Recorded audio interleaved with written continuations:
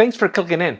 Today we're cooking a whole chicken beer can style. Well, without the beer can. I did a similar video last year when I used the vortex, but this time I'm going vortex-less. You use a lot less charcoal this way. But whether you use a beer or not, cooking a whole chicken this way allows for an awesome presentation that will surely impress your friends and family. So this is a beerless, canless, vortex-less whole chicken on the Weber Kettle. Whew, that's a bigger mouthful than last year.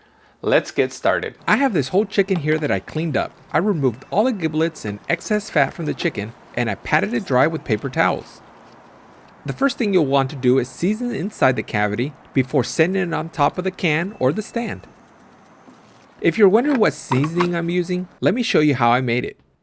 You will need 3 tablespoons of pepper, 3 tablespoons of cumin, 2 tablespoons of garlic, 2 tablespoons of onion powder, 1 tablespoon of smoked paprika, 1 tablespoon of ancho chile, half a tablespoon of oregano, half a tablespoon of cayenne pepper, 3/4 teaspoons of turmeric. You can also go saltless and add the salt to your chicken a little bit later. But if you want a rub that already has salt, start with 4 tablespoons of seasoned salt or kosher salt and adjust to taste. You can also add about 2 to 3 tablespoons of sugar to this to balance everything out. It's completely up to you. Now remember to season all sides of your chicken.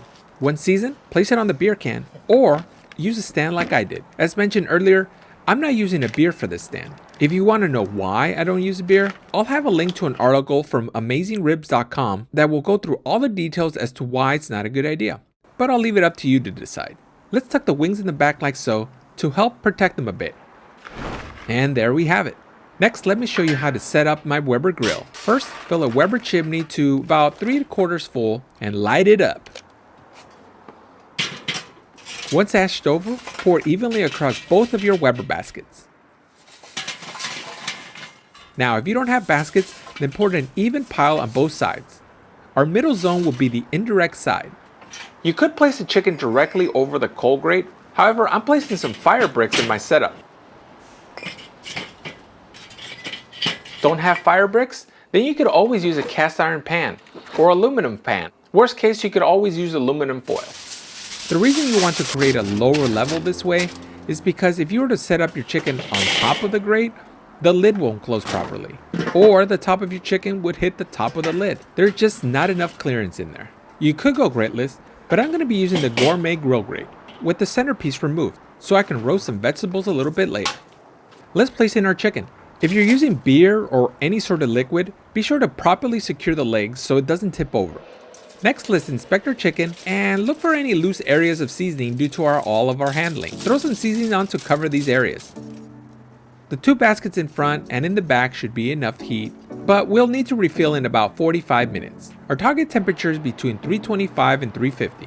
These are the ideal temperatures for chicken. Okay, about an hour in, let's prep the vegetables. I'm cooking some squash, and I'll start by removing the ends. I'll cut in half, and then cut those pieces in half.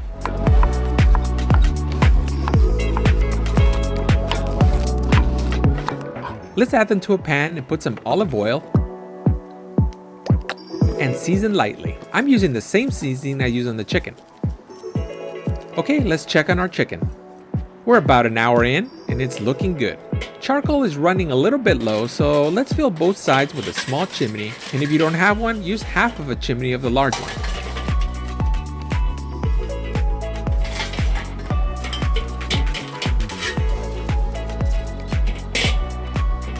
This should be enough to get us through the rest of the cook. Let's place in our vegetables. Avoid placing them directly over the coals, otherwise you'll have to keep turning them, which isn't a good idea because it'll slow down your chicken cook.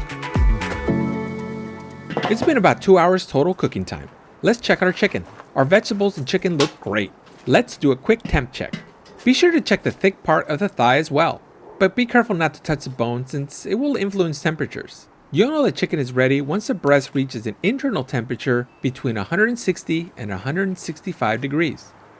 At this time, if you're using beer or liquid, be extremely careful with the can and the liquid because it'll be very hot and it's very easy to tip over. It's one of the many reasons why I avoid using a beer can full of liquid with this accessory. As an added bonus, I've decided to place in some compound butter on top of the chicken and drape some aluminum foil over it while it rests. Be sure to let it rest for a minimum of 10 minutes. It'll allow the juices to redistribute.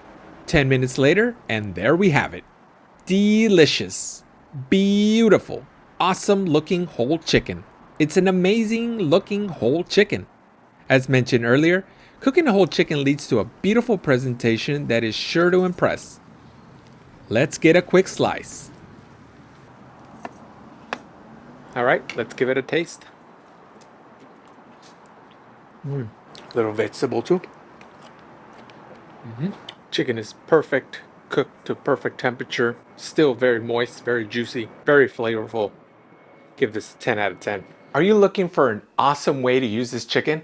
Well, after you pull all the meat from the chicken, be sure to check out this next video where I make a delicious, awesome burger that is very easy to make. So be sure to check out that video next.